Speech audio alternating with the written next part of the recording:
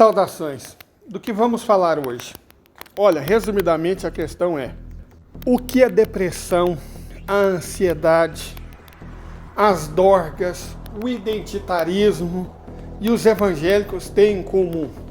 Tudo isso é contra-revolucionário. O crente não faz revolução porque ele fica esperando de Deus e do pastor. O deprimido não tem condição de se rebelar. O ansioso não tem condição de se rebelar. A pessoa que está sob o efeito de dorgas não tem como se rebelar. O desesperançado, o alcoólatra, o dependente químico não tem condição de se rebelar. A pessoa enganada pela mídia não se rebela. Então, o que tudo isso tem em comum é o sistema capitalista. Nós não sofremos porque somos pobres. Nós somos pobres porque existe capitalismo. O sofrimento, o identitarismo, a igreja evangélica não nos aproxima da solução. Muito pelo contrário, todas essas coisas nos afastam da solução, que é a revolução, a mudança, a extinção do sistema capitalista. Se existe algo que essas coisas nos aproxima, é da solidão, dos problemas. É isso que nos adoece, não o que nos cura. Então é sobre isso que nós vamos falar. Toda essa desesperança, essa depressão, essa ansiedade, esse embotamento da realidade, tudo isso é proposital. É o sistema trabalhando para que nós não nos rebelemos, para que nós não consigamos mudar tudo isso que está errado. Vamos entender que a esperança é revolucionária. Muita gente explica porque o Brasil não se desenvolveu, porque o Brasil é uma promessa que nunca se realizou. Mas as pessoas explicam sem mostrar esse homem, então eles explicam errado. Deixa eu explicar para vocês. O nome desse pulha é James Monroe. Ele sucedeu outro James, de nome Madison, e antecedeu John Quincy Adams. Foi o 5º presidente dos Estados Unidos, governou por 8 anos.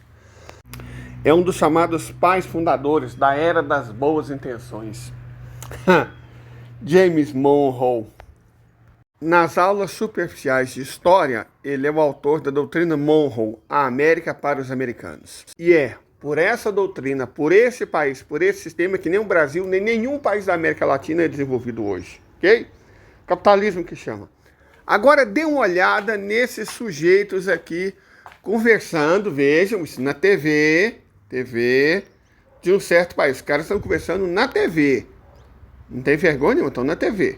מעזה, אתם תמשיכו לרעוב, תמשיכו למות, הבתים שלכם ימשיכו להישרף, הילדים שלכם ימשיכו לחיות בבוץ ובניילון, עד שאחרון החטופים לא בא לכאן חזרה. כן, אנחנו אומרים שאנחנו רוצים לקחת להם אדמה, לקחת להם את השטח ולהתיישב, כי רק ככה הם יבינו שניצחנו אותם.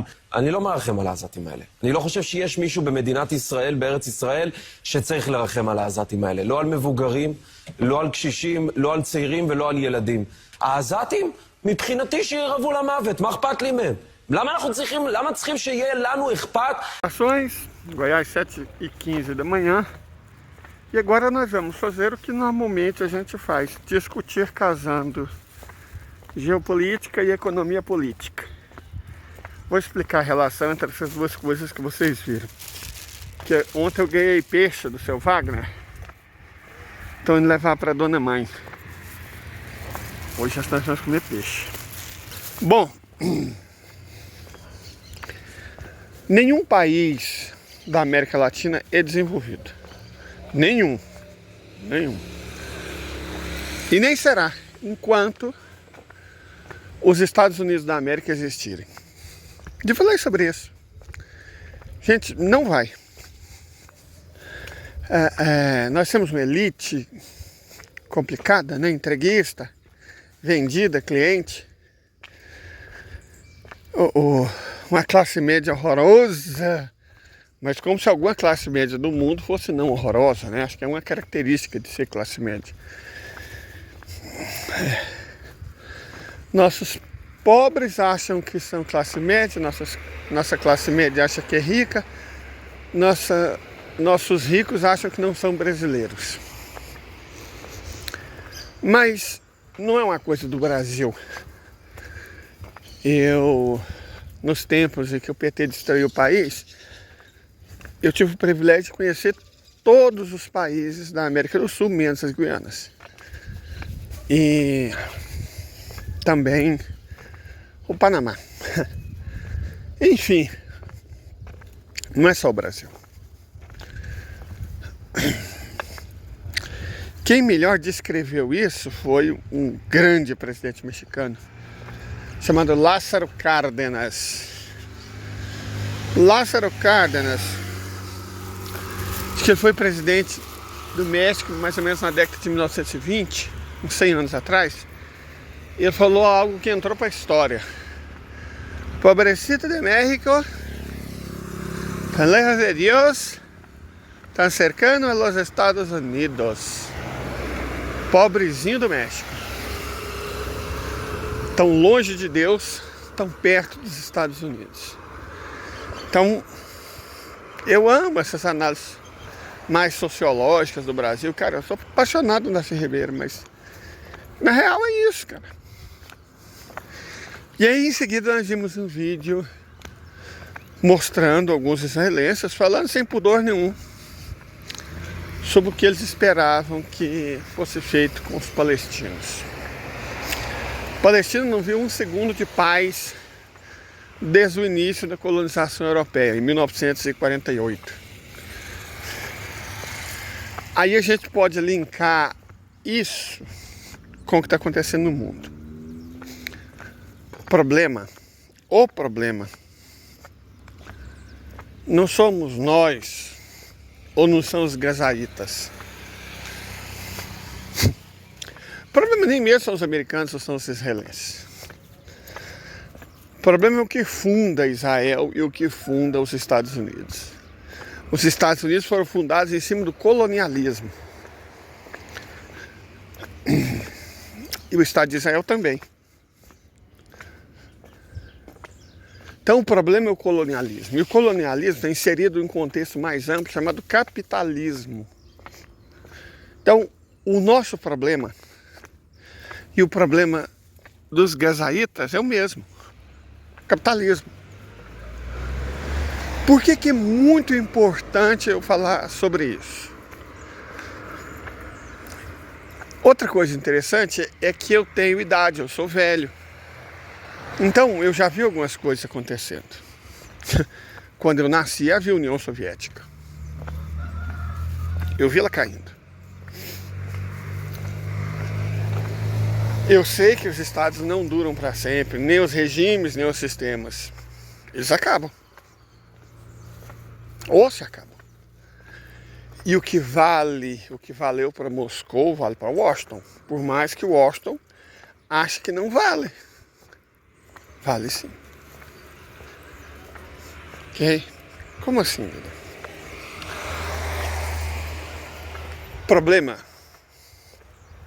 do mundo hoje. Pega o mundo hoje. Ontem nós estávamos numa live. E a maioria das pessoas da minha live que participa, é claro, tem alguns jovens que participam dela. Mas de um modo geral, pessoas da minha idade, ou, né? Pouco menos, pouco mais. E eu não tenho filhos. Mas as pessoas da minha idade têm. E estão na idade de faculdade, essas coisas, né? E aí uma comenta sobre a filha com ansiedade aos 14 anos, quando foi procurar o preço dos imóveis para alugar em São Paulo. 14 anos. Ela, com 14 anos, você está começando o ensino médio, né? Provavelmente. Começando o ensino médio. Ou terminando o Fundamental 2. Você é muito jovem para se preocupar com o preço de aluguel em São Paulo. Mas é o sistema, né? E aí ela deve ter reparado os preços horrorosos, absurdos, cobrados no mercado imobiliário de São Paulo. Jovens não são bobos, eles são burros, que é diferente. Bobos não são, não. Deve ter comparado. Pô, qual que é o salário médio que se ganha em São Paulo? Uau! Qual que é o gasto para morar? Uau! E aí, com 14 anos você sabe fazer conta. Cara, a moça parece que ficou desesperada.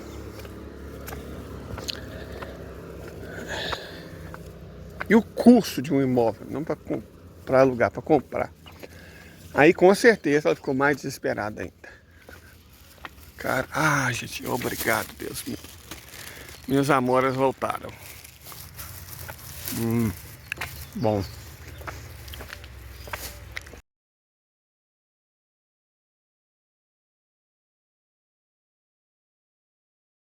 Então,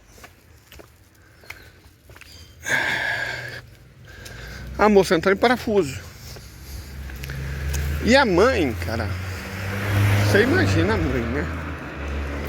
Fazer o quê? Vai falar o quê? Eu vou falar por ela. O problema não é o preço dos imóveis em São Paulo. O problema é capitalismo. 10 anos atrás, o preço dos imóveis era muito menor. E 20 anos atrás, era menor ainda. Certo? Era bem pouco significativo. As pessoas 20 anos atrás podiam comprar imóveis. O preço dos imóveis cresceu 10 vezes em 20 anos. A inflação em 20 anos não foi 10 vezes. As coisas mal dobraram de preço. Enquanto os imóveis aumentaram de preço 10 vezes. Traduzindo, se tornou impossível comprar imóveis, alugar, ficou muito difícil.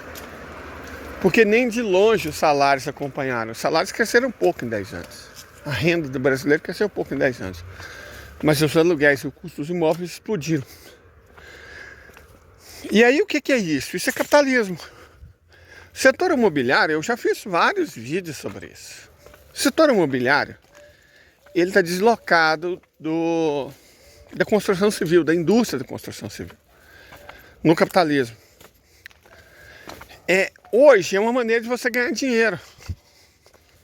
Certo? Só que para você ganhar dinheiro, o setor imobiliário tem uma coisa interessante, que para ser lucrativo, ele tem que render mais que os juros. E os juros, outra coisa interessante sobre o juro no capitalismo, é que ele tem que ser maior do que a inflação e do que o crescimento econômico. Então, começando pelo juro, o juro sempre vai ser maior do que a inflação e sempre vai ser maior do que o crescimento econômico. Para que os bancos, os financistas ganhem dinheiro com o juro, os juros têm que render mais do que o restante da economia e tem que render mais que a inflação. Traduzindo, os juros têm que pegar uma parte da renda nacional, da renda das pessoas, da renda das empresas e ficar com ela para si. Por isso que na antiguidade havia uma sabedoria imensa de a cada X anos, o evento de troca de rei, vitória em guerra, as dívidas serem canceladas. As dívidas eram canceladas. Michael Woodson falou sobre isso. As dívidas eram canceladas em intervalos de tempo, porque as dívidas sempre cresciam mais do que o produto nacional. Então a única maneira de impedir que uma classe de parasitas surgisse e abocanhasse a renda nacional às custas de quem trabalha e produz, era cancelar a dívida. Era isso, ou os credores dominariam a sociedade. Só que aí surgiram duas sociedades exatamente em favor dos credores: Grécia e Roma.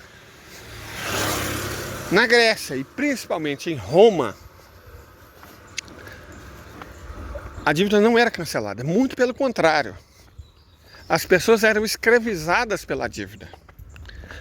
A dívida era o mote do funcionamento da elite. Se em todos os outros estados, estados no sentido amplo,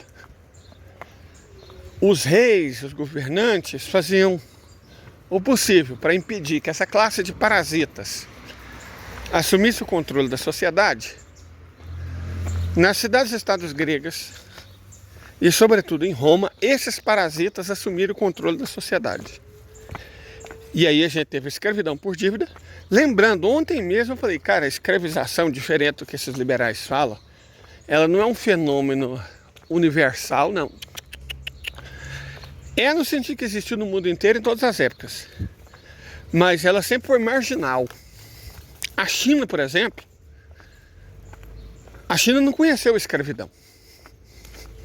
Pode ter existido períodos muito curtos, episódios muito circunscritos, que houve alguma forma de escravidão. Mas a China não conheceu a escravidão. Perfeito? A China não conheceu a escravidão. A própria Índia, sobretudo se você tirar o período que ela foi dominada pelos muçulmanos, e a Índia é uma civilização antiquíssima, ontem mesmo nós falamos sobre isso, não conheceu a escravização. A Rússia não conheceu a escravidão. É por isso que não existe africano indiano. Por isso que não existe preto chinês. É por isso que não existe preto na Rússia.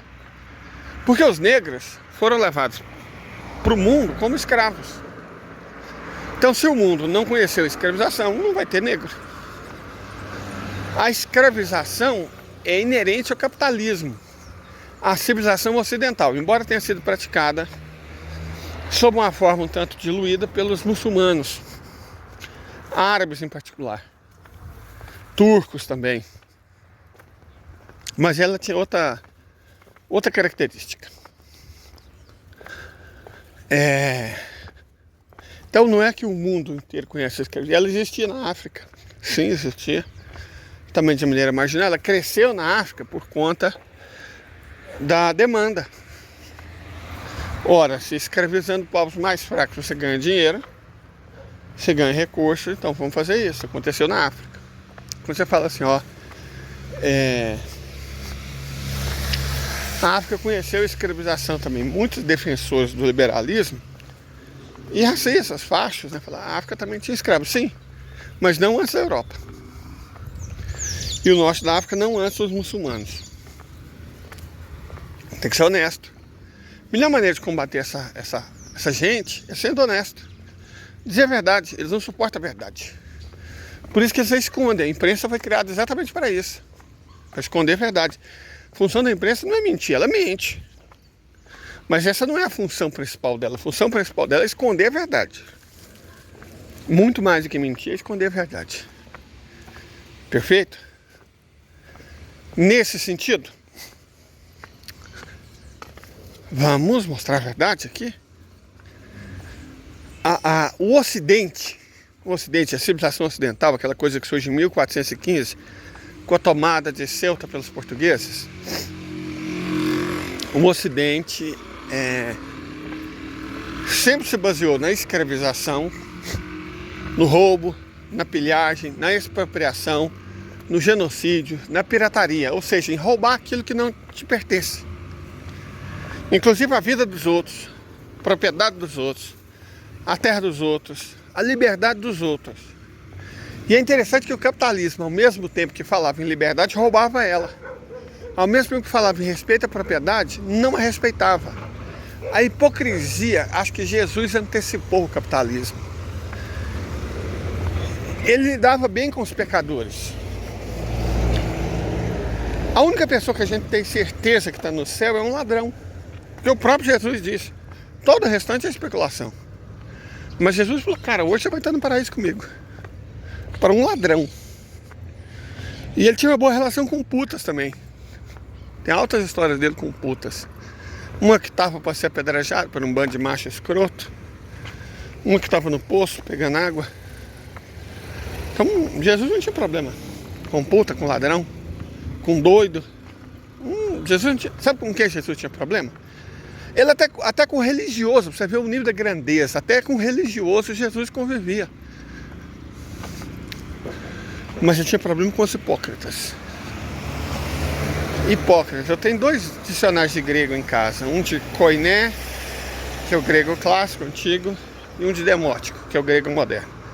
Nos 2, hipocrisia significa a mesma coisa. Encenação, fingimento. É isso que significa hipocrisia.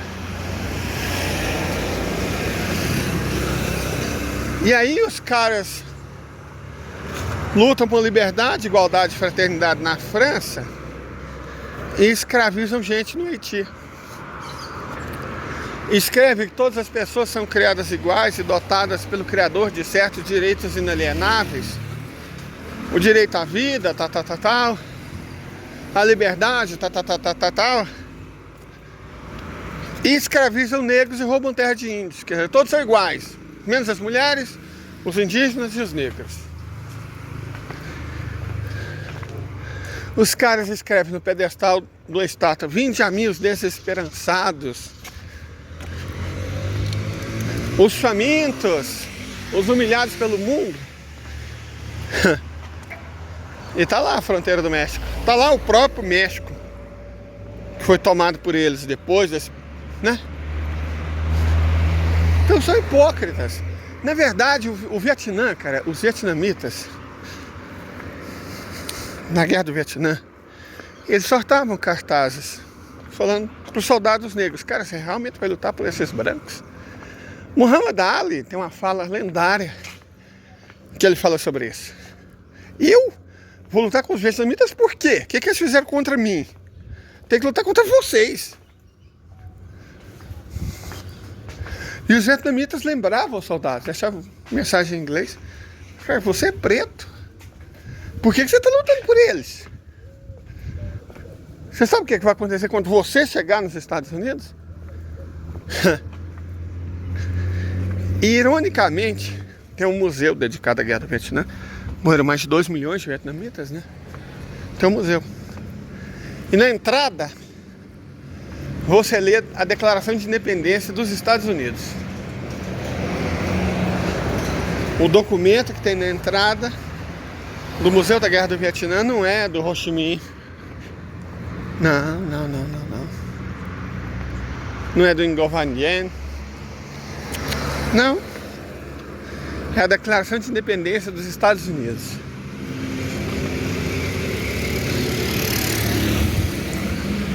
Vou mostrar a hipocrisia. A hipocrisia. E aí, gente? Por que eu tô falando isso? Porque os problemas que a gente enfrenta, que deixam os nossos jovens ansiosos desde agora, eles são causados pelo capitalismo. O problema que os gazaítas estão enfrentando é capitalismo. O problema que nós latinos-americanos estamos enfrentando é capitalismo. O problema do mercado imobiliário é capitalismo. Porque os caras têm que pagar juro, eles pedem empréstimo para investir em imóveis. Nós sabemos que os empréstimos são muito maiores que a inflação. Faz o seguinte: pega R$100 e empresta para o banco, um CDB, um RDB. Empresta para o banco. Depois de um ano você vai ver o dinheiro que você tem. Ou faça um empréstimo de R$100 no banco. E aí você vai ver a diferença abissal que existe, o rendimento que eles pagam e o que eles cobram. Para você entrar no mercado imobiliário, você normalmente pega dinheiro de banco, financiamento bancário, que já tem que render muito mais que o resultado do trabalho, dos lucros e da inflação. Então o mercado imobiliário tem que render mais do que o setor financeiro. Qual que é a consequência disso? A consequência disso é que os preços explodiram. Com exceção da China, claro. O mercado imobiliário basicamente no mundo inteiro explodiu os preços. Por quê? Porque a gente tem que sustentar a pior classe de parasitas que eu acho que já existiu na história humana. O inglês tem um nome, é landlord. Landlords.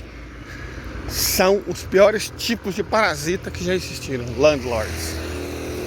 Senhores da terra. Eles não produzem.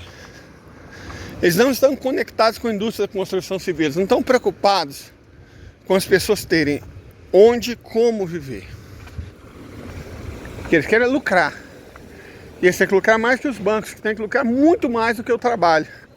O comércio, a indústria, a agricultura, a pecuária. Então é insustentável, por isso os preços explodiram. Aí, você olha para o futuro e fala, cara, tá ruim. Você olha para o futuro e o único sentimento genuinamente inteligente que você sente que pode ter é desesperança. E eu vou falar sobre outra coisa do capitalismo. O capitalismo se alimenta de nossas almas, dos nossos espíritos, da nossa coragem, dos nossos sonhos, da nossa vontade.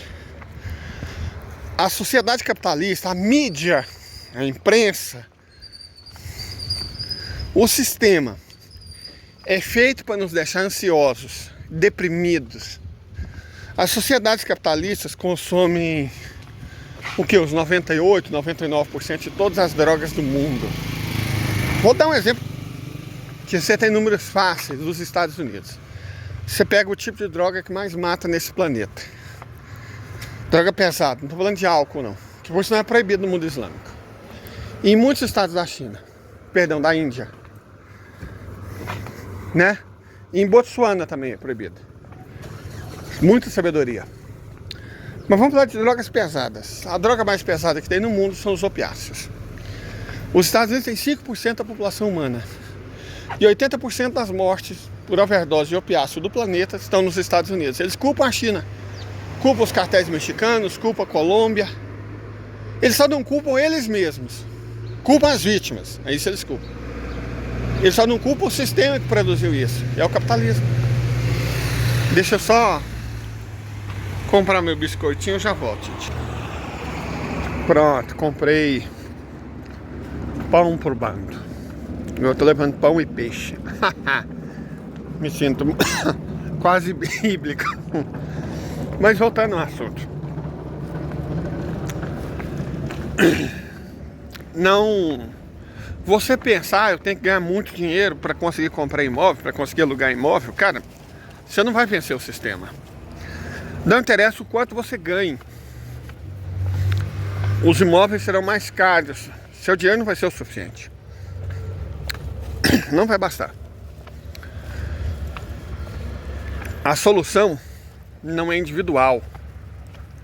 Veja, o capitalismo gera ansiedade. O capitalismo gera depressão. O capitalismo induz a dorgas. Não, eu estava comentando umas coisas que eu fiquei abismado. Hoje, qualquer esquina, você vê uma igreja evangélica e uma farmácia, né? Um te vende a cura do corpo e o outro te cobra dízimo pela cura do espírito. Aqui, esse é um bairro católico, essa é uma micro-região da cidade muito católica. A minha quebrada é católica. Esse que é o único bairro da cidade que não tem uma única igreja evangélica. E isso aqui também tem muito pouca. O bairro Veredas, que é o que minha mãe mora, também não tem nenhuma igreja evangélica. E a Santa Terezinha, que é o bairro que fica entre os dois, tem quase nada de igreja evangélica. É claro que tem evangélica aqui. Os comerciantes, quase sempre. O mercadinho não, o mercadinho é os donos católicos. Mas, do modo geral, aqui é um bairro onde os crentes não se criaram. E por alguma razão que faz sentido, porque está muito perto do setor industrial, então muita gente aqui trabalha nas indústrias. Esse é um bairro bem mais antigo do que as indústrias. Então as coisas foram acontecendo organicamente, entende? Foi surgindo as indústrias, as pessoas arrumando trabalho nela, Catalã era uma cidade rural. Embora seja a primeira cidade do estado de Goiás que teve sindicato. Que aqui já havia indústria na década de 1910. Havia sindicato anarquista nessa década, na década de 1920. Catalão sempre teve indústria. Mas eu falo dessas maiores mesmo, elas são recentes. A visão de um prefeito chamado Lei Marcon Vaz. Então, eu já expliquei que aqui as congadas não morreu, a festa de reis não morreu. Porque os pretos tiveram a opção de trabalhar na mineração e na indústria. Não foram reduzidos à miséria e aí não se tornaram crentes. Porque o crente, o pastor, a igreja evangélica, pega a pessoa no desespero, na agonia. É aí que eles captam as pessoas. Eles, ao invés de falar a solução é abolir o capitalismo, falam, não, a solução é entregar o coração para Jesus e 10% para o meu bolso. Quando eu falo que os evangélicos estão a serviço do capitalismo, do colonialismo, do imperialismo dos Estados Unidos, é sobre isso, cara. Certo? Os evangélicos, os antidepressivos, a indústria farmacêutica, né? Você vê, você tem igreja evangélica e farmácia. Para te curar das doenças que o capitalismo causa sem resolver elas. Vou colocar uma analogia fácil de você entender. A igreja evangélica, a farmácia, a terapia, ela é como se fosse uma dipirona. Ela trata o sintoma. Ela não resolve a infecção. A infecção é resolvida pela revolução. A doença é o capitalismo. O que o identitarismo faz? Por que eu sou profundamente anti-identitarista? Ela vende soluções tópicas. A febre do racismo você combate assim. A dor de barriga da homofobia você vai combater assim. O identitarismo afasta as pessoas da luta de classe, fazendo elas perder tempo com pautas individuais, como se o problema fosse individual, ou no máximo de um grupinho, como é que eles chamam? Tribos. Não fosse da tribo, não, é do povo. Então o identitarismo trabalha para o capitalismo, todos os identitários. E aí eu fiz um vídeo, inclusive eu bloqueei sumariamente. Eu não aceito a deselegância mal educada para cima de mim. Eu sou um cara tranquilo, mas a minha mãe não pariu um rato. Então o cara veio com falta de educação, já me chamando de burro. Falei, quer saber? Mandei ele pra pá e bloqueei. Porque eu coloquei na foto sobre o identitarismo, um vídeo que eu fiz, acho que ontem ou antes de ontem, um movimento preto e amarelo, ou seja, né, os famosos ANCAPs. Mas é burro, isso aí é extrema direita. Eu falei, exatamente. Sionismo é identitarismo. Sionismo é identitarismo. Racismo é identitarismo. São formas. A gente está acostumado só com o pessoal LGBT, QPINAP+, acho que é coisa assim. Com os racialistas, né? Que cumprem o papelzinho deles de levar a discórdia, a cisânia entre as populações, mas sem levar a luta de classes. Mas identitarismo é muito mais amplo do que isso. O identitarismo, crentes, evangélicos, né? Indústria farmacêutica, drogas, álcool, sexo, que tem a indústria que mexe com isso também. Tudo isso são sintomas de um mal muito maior que é o capitalismo. Por que as pessoas hoje são tão ansiosas? Capitalismo. Você acha que é fácil achar um terapeuta na China? Um psicólogo na Coreia do Norte? Porque não precisa. Esses males são doenças do Ocidente. Doenças do capitalismo. Então, você que é jovem e está sofrendo, duas coisas. Primeiro, você não está sofrendo sozinho. Você não está sofrendo com a sua tribo. É o seu povo que está sofrendo. O que te vai sofrer é o capitalismo. Derrube-o. E segundo, eu sou pequeno demais para derrubar o capitalismo. É isso que eu falo. Ele vai ser derrubado. Ele está nos seus últimos estertores. Nós já falamos sobre a dívida dos Estados Unidos, impagável, absolutamente impagável, a desindustrialização da Europa, perda de preeminência tecnológica militar. Os Estados Unidos estão apanhando os notícias. Então o sistema está desmoronando. Entenda que seu problema é coletivo, que a solução é a revolução, e entenda também que o sistema está desabando. Então você não precisa ficar ansioso, sofrer para daqui a 5 anos. Daqui a 5 anos não vai existir Estado de Israel. Os gazaítas vão poder viver. Eu não digo viver em paz, viver. Não vai existir Estado de Israel. E se os Estados Unidos continuarem existindo, o que eu, sinceramente, não tenho muita confiança, eles vão ter que passar por mudanças muito radicais para continuar existindo no mundo que está sendo construído pela China, pela Rússia, pelos árabes, pelos persas, pelos eurasianos. É sobre isso que eu venho falando há muito tempo. Eu venho falando de geopolítica, mas eu também venho falando de esperança. Então tenham um ótimo dia e permaneçam rígidos, permaneçam firmes. Até mais. Muito obrigado.